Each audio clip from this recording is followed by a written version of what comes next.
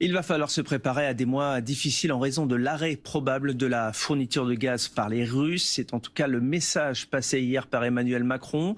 Le chef de l'État a annoncé d'ailleurs un plan de sobriété énergétique. Alors concrètement, Julien Gall, en quoi consiste-t-il ce plan ?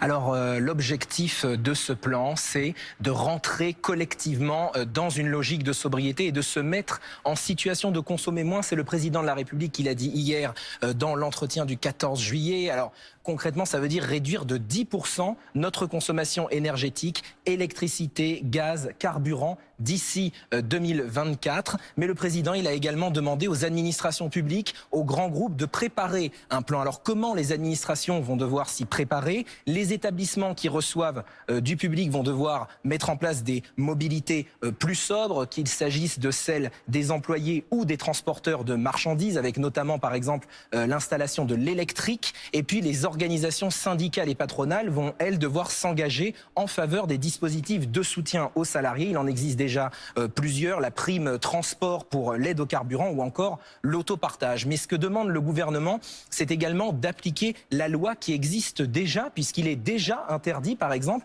de mettre dans les bureaux du chauffage au-dessus de 19 degrés ou la climatisation en dessous de 26 degrés. Donc c'est dans le code de l'énergie de 2016. Et pour les commerces, il est également, par exemple, concernant l'éclairage des vitrines, interdit de l'éteindre après 1h du matin. Et ils doivent être éteints après 1h du matin, les éclairages des vitrines des commerces. Voilà donc pour les entreprises. Julien, pour être concret, parmi les conseils pratiques, comment pouvons-nous justement réduire notre consommation énergétique au quotidien ? Alors il y a plusieurs conseils qui sont donnés par l'Agence de la transition écologique et RTE, le réseau de transport électrique français. Mais parmi les principaux, baisser la température de son logement, changer ses ampoules pour des ampoules basse consommation, éteindre les lumières allumées inutilement, éteindre ses appareils en veille ou encore réduire le nombre d'équipements électroménagers.